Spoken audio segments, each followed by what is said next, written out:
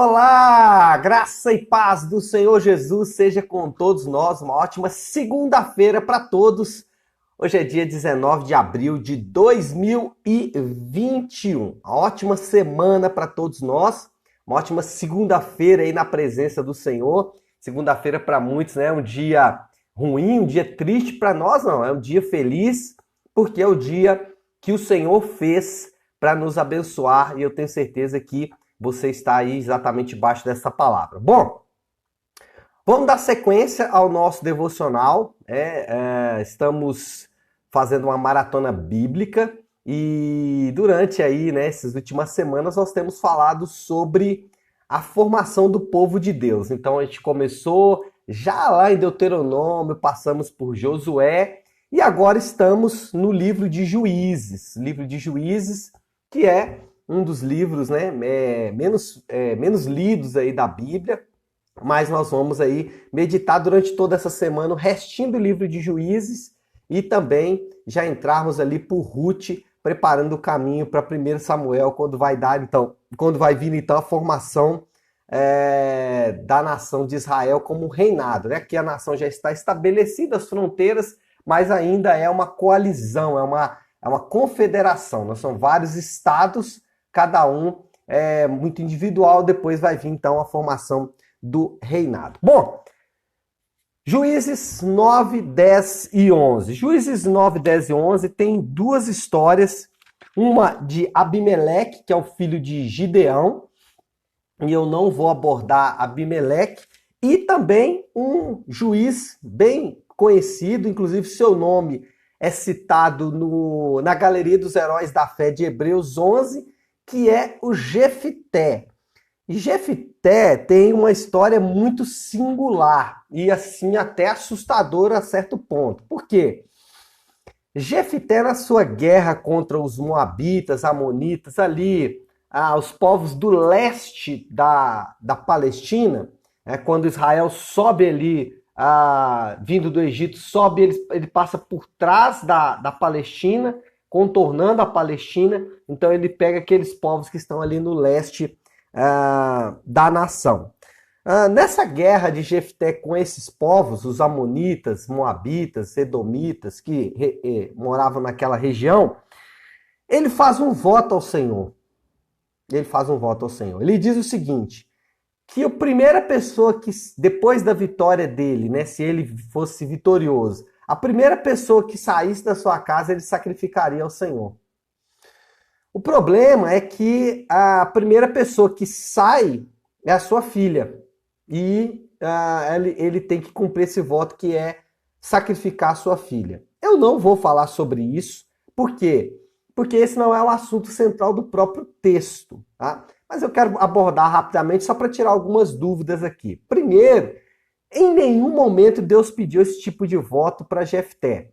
Jefté fez uma interpretação completamente incorreta do amor de Deus, da verdade de Deus. Então, Deus nunca pediu esse voto para Jefté. E muita gente faz voto que Deus não pediu, né? A gente sabe disso. Segundo, como Deus não pediu esse voto, não haveria qualquer problema se Jefté quebrasse esse voto, né? Por quê? Porque Deus não pediu esse voto. Deus não exige esse tipo de coisa de ninguém, sacrifício vão. Né? E Jefté mantém o seu voto e acaba fazendo isso com a sua filha, o que trouxe provavelmente muita tristeza para o coração do próprio Jefté e, obviamente, né, para a filha, principalmente, que é que sofreu o dano. Então, só para passar rapidamente por isso, Deus não tinha interesse nesse tipo de voto, Deus não estava por trás desse tipo de voto, Deus não pede esse tipo de voto. Aí alguém pode dizer, mas por que isso está na Bíblia? Exatamente para mostrar o coração do homem, como ele é falido, né? Mas outro detalhe é que a Bíblia, ela não tem uma preocupação, por exemplo, de filtrar. Ela, por exemplo, vai mostrar o pecado de Abraão, ela vai mostrar o pecado de Davi, ela vai mostrar e vai narrar, em muitos casos, a poligamia. E a poligamia nunca foi aprovada por Deus, mas mostra exatamente o caminho de perdição que o homem está. Bom, esse é um parágrafo que eu fiz aí na história do Jefté, porque a história dele é muito linda. ela começa exatamente com a sua própria vida. Jefté, ele é filho de uma prostituta que foi expulso da sua própria terra, da sua família, pelos seus irmãos, exatamente por conta da sua ascendência, né, por ser filho de uma prostituta. Os seus irmãos o mandaram embora e depois os seus irmãos o convocam de novo, já que ele conseguiu montar ali, né, mesmo fora da família, um bom clã.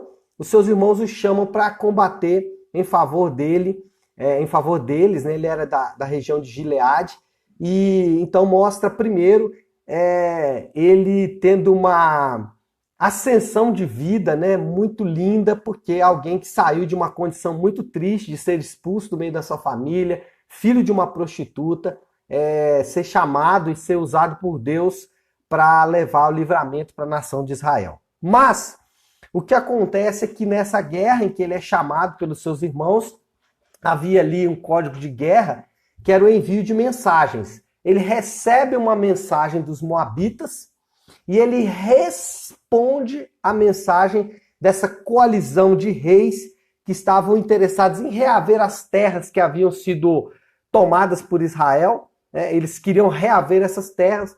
Jefté, ele faz uma resposta à mensagem desses reis, e essa resposta está no capítulo 11, do versículo 13 até o versículo de número 28. Então, esses versículos compõem a resposta de Jefté, e a resposta de Jefté que é o tema do nosso devocional de hoje. Tudo que eu falei até agora foi para você contextualizar todo o assunto aí. A resposta de Jefté, ela vai em duas direções. Ele começa recordando o que Deus fez lá no passado. Olha aí o versículo de número 21 do capítulo 11 de Juízes, diz assim: Então o Senhor, o Deus de Israel, entregou Seom e todos os seus homens nas mãos de Israel, e este os derrotou.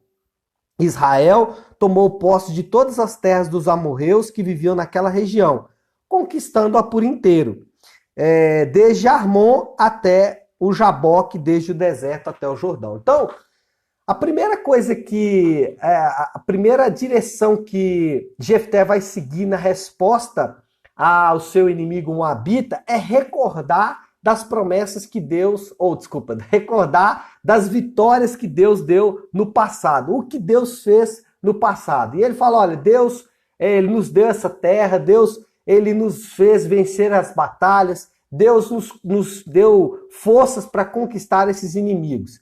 E aí, fazendo já uma aplicação para os nossos dias, é importante nós nos recordarmos de onde Deus nos tirou. E aí é muito simples, irmãos. Dá uma paradinha e pensa, se não for o Senhor, aonde você estaria agora?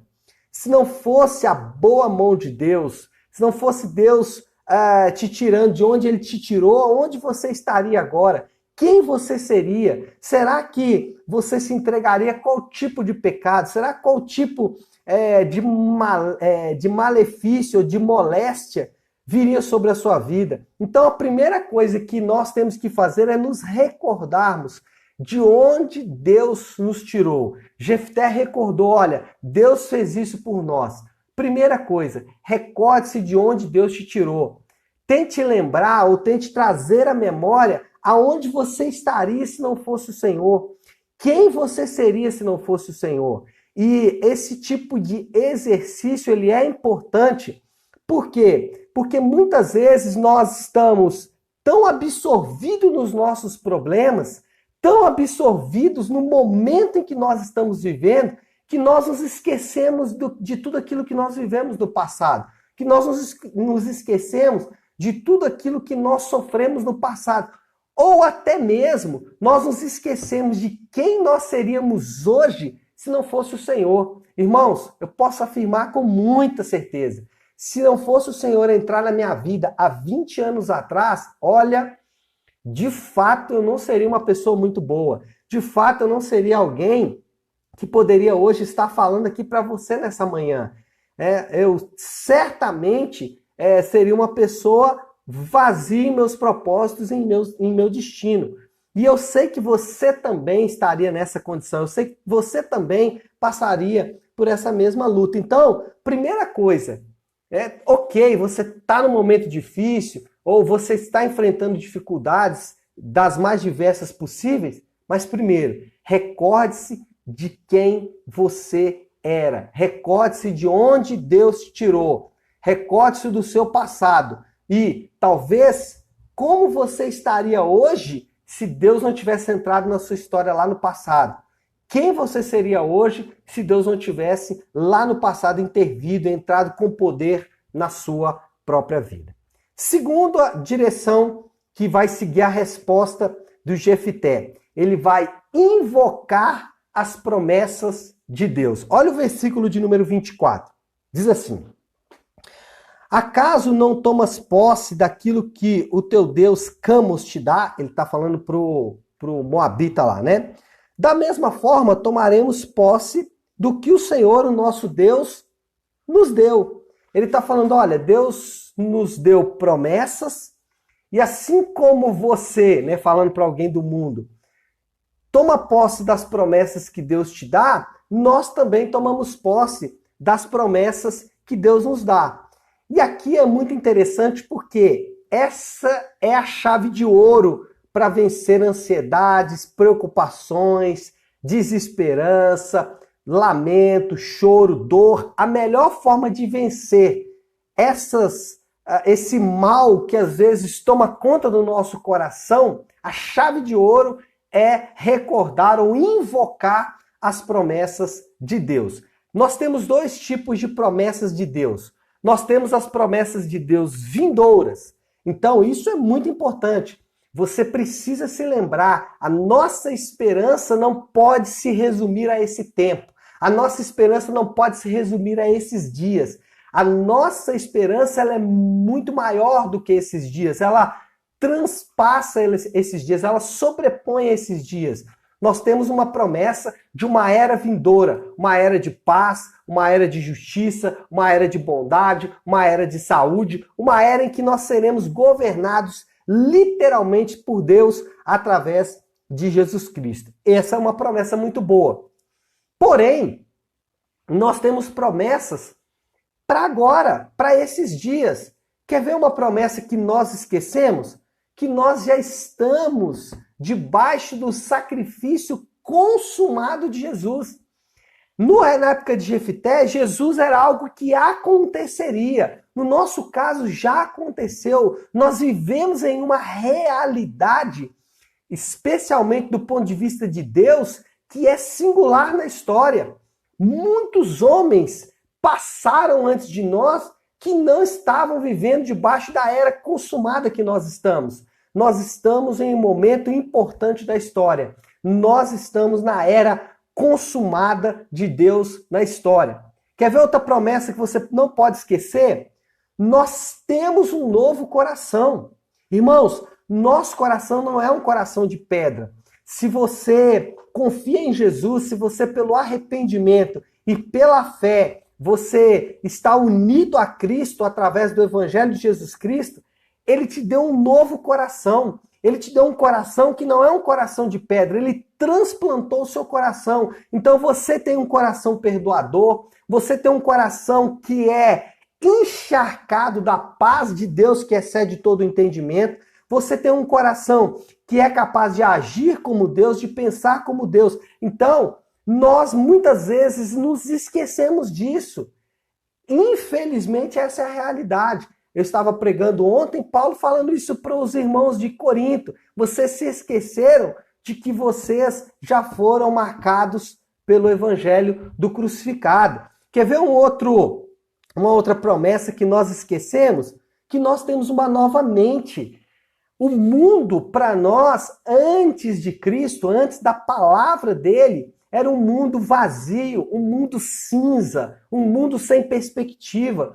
Gente, o mundo das pessoas que não conhecem o Senhor Jesus é um mundo muito vazio, muito triste. Para nós não. Para nós é um mundo cheio de alegria. Para nós é um mundo cheio de cor. Nós olhamos para a criação e percebemos o dedo de Deus. Nós olhamos para a nossa própria vida e percebemos o dedo de Deus. O mundo para nós é um outro mundo, é um mundo criado por Deus. Isso mostra que a nossa mente é uma nova mente.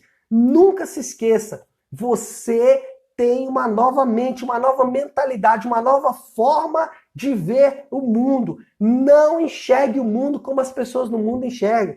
Para as pessoas do mundo, não tem esperança. Para nós, esse mundo está cheio de esperança. Por quê? Porque ele reflete a glória de Deus. Então, nós precisamos seguir nas duas direções de Jefté. Recordar daquilo que Deus fez nas nossas próprias vidas e, segundo, sempre invocar sobre a nossa vida as promessas de Deus. Nunca nos esquecendo daquilo que o Senhor fez por nós. Só para finalizar e nós orarmos, né? Nós nos esquecemos às vezes que nós somos a habitação constante do Espírito Santo. E não só para salvação, para nos capacitar. Nós nos esquecemos do valor que nós temos. Deus, quando nos salvou, nos colocou uma etiqueta de valor. O nosso valor é o próprio sacrifício dele na cruz do Calvário. Então, poderia ficar aqui discorrendo o dia inteiro sobre tudo o que a obra da cruz representa na minha e na sua vida. Jefté, ele recordou do que Deus fez e ele invocou as promessas de Deus. Recorde-se do que Deus fez na sua vida e invoque, né? Chame para si. Como que você faz isso? É muito simples. É só você se lembrar de quem você é em Cristo, da sua identidade como filho de Deus. Porque a sua identidade, ela mostra exatamente o que Cristo fez por você. Sua identidade não é vazia, ela não vem ao acaso, ela não aconteceu ao acaso, ela aconteceu ao custo da morte de um inocente na cruz do Calvário. Então, nunca se esqueça desses detalhes. E vamos viver toda essa semana, aliás, detalhes não, né? Nunca se esqueça desses aspectos importantes. E vamos viver a nossa semana debaixo desta palavra, tá bom? Vamos orar sobre essa palavra. Feche seus olhos aí, curve a sua cabeça e oremos nessa manhã. Senhor nosso Deus, Tu és o nosso Pai Celestial. Senhor, é muito bom chamá-lo de Pai, porque quando chamamos de Pai, nós nos recordamos que o Senhor nos adotou como seus filhos amados, que agora somos Teus filhos e podemos nos achegar a Ti como nosso Pai. Ainda, Senhor Deus, quando chamamos o Senhor de Pai, como o próprio Senhor Jesus nos ensinou, nós invocamos sobre a nossa vida o fato de que nós pertencemos agora à sua família. Não somos órfãos, não somos abandonados, mas fazemos parte da família do Senhor. Meu Deus, como aqueles que lembram-se com muito vigor daquilo que o Senhor fez nas nossas vidas, nós podemos declarar: venha o teu reino e seja feita a tua vontade. E por que podemos falar isso, Senhor Deus? É porque sabemos, Pai, pela nossa própria vida, que a tua vontade é boa, perfeita e agradável.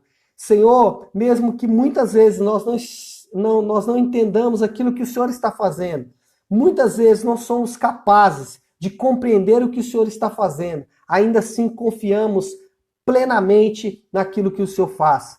Invocamos, meu Pai, sobre as nossas vidas, a palavra do Senhor que diz que não faltará pão para o justo.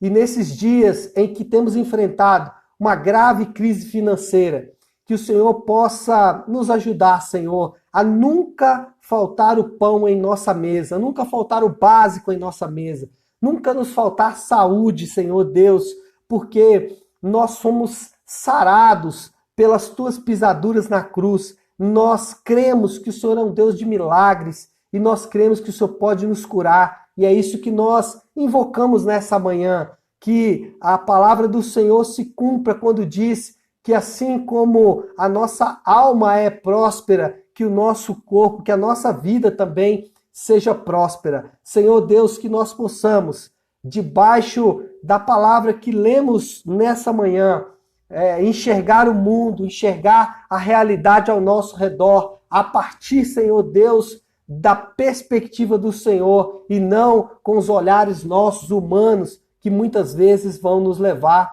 para um lugar de dor, de sofrimento e muitas vezes, Senhor Deus, um lugar de angústia. Por isso, Pai, nós nos apegamos à realidade que nós temos em Ti, Senhor Deus, que é uma realidade gloriosa. E é essa realidade que nós invocamos nessa manhã sobre as nossas vidas. Esse é o alimento sólido, Pai, que é enxergar a nossa própria vida a partir da Tua ótica. Assim nós oramos, em nome do Teu Santo Filho Jesus. Amém. Amém, pessoal? Bom, então é isso. Uma ótima segunda-feira para todos nós, uma ótima semana. Fiquem com Deus e que Deus nos abençoe.